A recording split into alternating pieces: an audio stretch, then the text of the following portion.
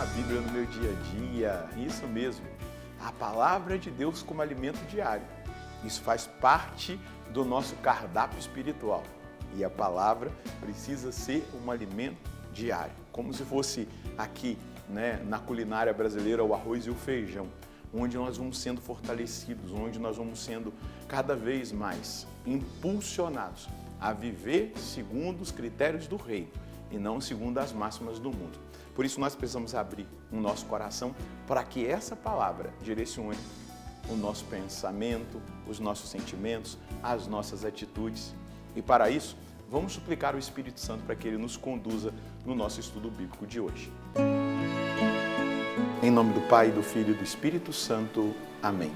Vinde, Espírito Santo, enchei os corações dos vossos fiéis e acendei neles o fogo do vosso amor.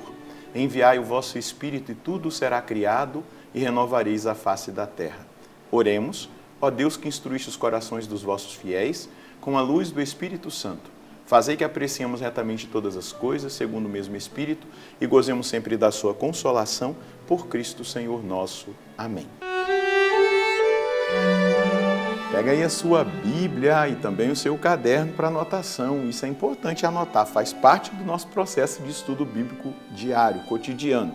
Anota o texto que nós iremos estudar, Êxodo, capítulo 23, versículos de 1 a 9. Êxodo, capítulo 23, versículos de 1 a 9. Vamos ler o texto bíblico e juntos meditá-lo. Não espalharás boatos mentirosos, nem colaborarás com o ímpio como testemunha falsa. Não tomarás o partido da maioria para fazer o mal. Em processo, não deponhas inclinando-te pela maioria e distorcendo o direito. Não favorecerás nem mesmo a um pobre no processo. Se encontrares extraviados o boi ou o jumento de teu inimigo, faze-o retornar a ele. Se vires o jumento de teu inimigo caído, sob o peso da carga, não o deixes no abandono, mas presta ajuda. Não distorcerás o direito do pobre em seu processo. Afasta-te de causas mentirosas. Não mates o inocente e o justo, pois não vou declarar justo o culpado. Não aceite suborno, pois o suborno cega os que têm os olhos abertos e perverte as palavras dos justos. Não oprimas o estrangeiro. Vós sabeis o que é ser estrangeiro, pois fostes estrangeiros no Egito. É interessante que Deus ele vai lembrando ao povo de Israel aquilo que aconteceu com eles. Eles foram oprimidos no Egito. Então, toda essa atitude divina junto a Moisés, de fazer um ordenamento social cheio de justiça, de equidade, de verdade, é um processo onde Deus quer também tocar na história desse povo e mostrar o caminho que eles devem seguir. Assim também é a nossa história. A gente nunca pode esquecer da nossa história. A última palavra de Deus aqui para esse povo é para lembrá-los de uma história muito difícil que eles viveram. E essa história precisa influenciar nas decisões atuais que eles devem tomar. Olha só, não oprimas o migrante, o estrangeiro. Vós conheceis a alma do migrante, pois fostes migrantes na terra do Egito. Vocês foram escravos. Então não trate as pessoas assim. Vamos imaginar, um grande pecador que se converte. Vamos olhar para Agostinho, para São Francisco de Assis, que foram pecadores assim grandiosos, mas também se tornaram grandiosos santos. Será que a forma deles tratarem os pecadores não seria influenciado pelas experiências que eles tiveram de misericórdia? Será que eles usariam de uma justiça e de uma rigidez, de algo nocivo? Ou eles usariam da misericórdia? É isso que Deus está fazendo com esse povo. Então vamos lá. A primeira coisa que Deus orienta é que nós não devemos levantar falsos testemunhos, espalhar boatos falsos, notícias falsas, nem tomar partido do ímpio para dar um testemunho maléfico, um testemunho falso. Então, a atenção, essa lei aplica-se a nós precisamos estar atentos a isso. Nós não temos direito de espalhar notícias falsas, boatos falsos, em relação a ninguém, levantar falso testemunho, isso é pecado, isso é algo grave que precisa ser confessado na confissão sacramental, né? E é a mesma coisa o partido do ímpio para fazer mal a alguém. Nós não podemos ter aliança com o ímpio, ainda mais com o intuito de fazer mal para alguma pessoa. Isso é abominável. O versículo 2, não seguirás a multidão para fazer o mal, no processo não te inclinarás pela multidão para distorcer o direito, e nem favorecerás um pobre no seu processo. Então Deus está dizendo, não é a opinião da maioria, é o certo, é aquilo que é justo. E nem um pobre deve ser favorecido por qualquer processo injusto, por qualquer processo que não esteja adequado na equidade, na verdade. Olha que Deus maravilhoso que vai direcionando a vida do seu povo, que Deus misericordioso, como ele declarou no estudo passado, eu sou o Deus misericordioso. Se encontrares extraviado o boi do teu inimigo, ou o jumento do teu inimigo, leva-o de volta para ele. Se vires o jumento de quem te odeia, ou aqui em outra tradução, né, o do teu inimigo, caído sob o peso da carga, não passes ao largo, mas ajeita a carga com ele. Então, ainda que eu tenha dissabores com alguém, é isso que Deus está dizendo, ainda que tenha uma pessoa que se comporte como sendo minha inimiga, e eu inimigo dela, que não dê certo o nosso relacionamento, nós não devemos agir para prejudicar essa pessoa.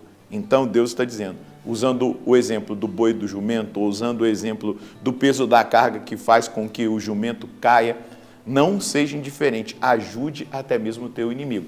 Depois Jesus vai potencializar isso dizendo, amai os vossos inimigos, orai por aqueles que vos perseguem, abençoai os que vos amaldiçoam. É exatamente isso, é um código de santidade, é um comportamento alinhado com o coração de Deus, com os sentimentos de Deus, com os pensamentos de Deus. Inimigo mesmo, nós temos Satanás, não é? O diabo e os demônios. As pessoas, por mais antipáticas ou os processos que nós tenhamos com elas, difíceis e que parece que elas são nossas inimigas, Deus diz que a elas nós devemos ajudar, especialmente nos momentos de necessidade. Isso gera conversão até no coração dessas pessoas que talvez sejam duras, ruins, porque nós estamos agindo pelo amor de nosso Senhor, do nosso Deus. Versículo 6, não distorcerás o direito do pobre e nem seu processo. Guarda-te de causas, longe de causas mentirosas. Não faças morrer o inocente e o justo, pois eu não declaro justo o ímpio. São regras, meus irmãos, que podem ser aplicadas hoje na nossa vida social, nos nossos relacionamentos, em tudo aquilo que nós fazemos. Deus está dizendo, afasta-te das causas mentirosas. Não fique do lado da mentira, se afaste, vá para bem longe da mentira.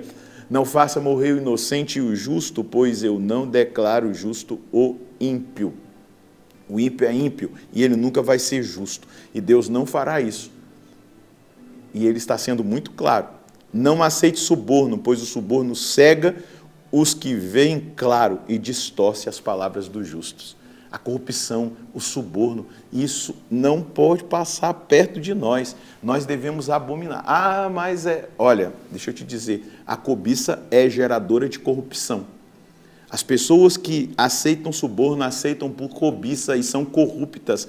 E a corrupção ela vai se instalando de tal modo que chega quase a um ponto de um empecilho para a conversão, como uma barreira, como se fosse algo que impedisse a conversão. Tem um livro do cardeal Bergoglio, o Papa Francisco, que ele fala da corrupção e ele chega a ser duro e enfático lá, que é quase impossível um corrupto se converter. Então nós não podemos aceitar suborno, porque o suborno cega os que veem claro e distorce as palavras dos justos. Abaixa a corrupção.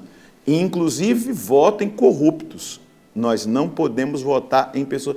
No Brasil tem muito essa frase, né? Roubou, mas fez. Meu irmão, Se ele não tivesse roubado, teria feito muito mais. Muitas vezes o roubo, o desvio da saúde, o desvio da educação, isso gera a morte. O desvio daquilo que poderia ser investido na infraestrutura, isso vai gerando morte. A corrupção é geradora de morte e nós não podemos ter esse pensamento diabólico. Roubou, mas fez, então eu vou voltar. Isso é diabólico, isso não vem de Deus. E que a sua mente seja purificada hoje pela palavra. Não oprimas o migrante, eu já falei aqui, porque migrante foste, estrangeiro foste lá no Egito. Deus é um Deus misericordioso e que nos mostra o caminho da misericórdia, o caminho da santidade. Mensagem de hoje: preciso cultivar em meu coração os sentimentos de Cristo, deixando-os crescer cada dia mais no meu coração, a ponto de influenciar as minhas escolhas e decisões. Não posso seguir o juízo da maioria. É o juízo de Deus e de tudo o que é certo que devo escolher e aplicar na minha vida.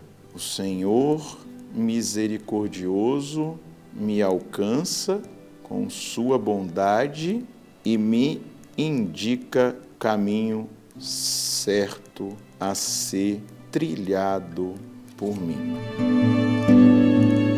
Existe o certo, e o certo é certo, ainda que ninguém faça certo. Existe o errado, e o errado é errado, ainda que todo mundo esteja fazendo errado.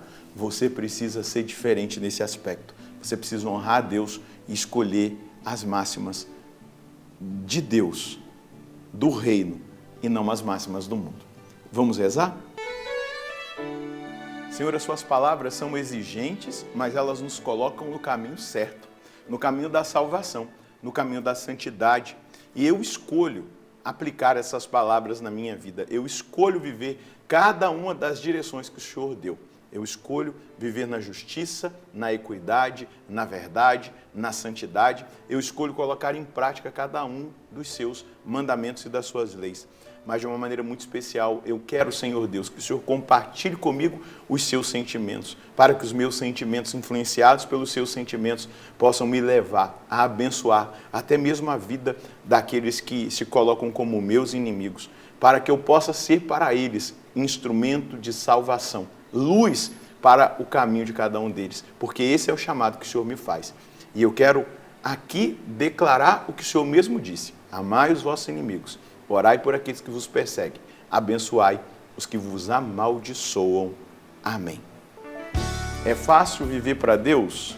Não, é um desafio, mas é um desafio gostoso, onde nós vamos buscando adequar a nossa vida à palavra de Deus, e adequando a nossa vida à palavra de Deus, nós vamos sendo testemunhas desse Deus onde nós estivermos. E é isso que o Senhor quer de mim e de você, que nós sejamos testemunhas dele em todos os lugares. Deus abençoe você e a sua família. Nós encontraremos no próximo programa, se Deus quiser, no nome do Pai, do Filho e do Espírito Santo. Amém.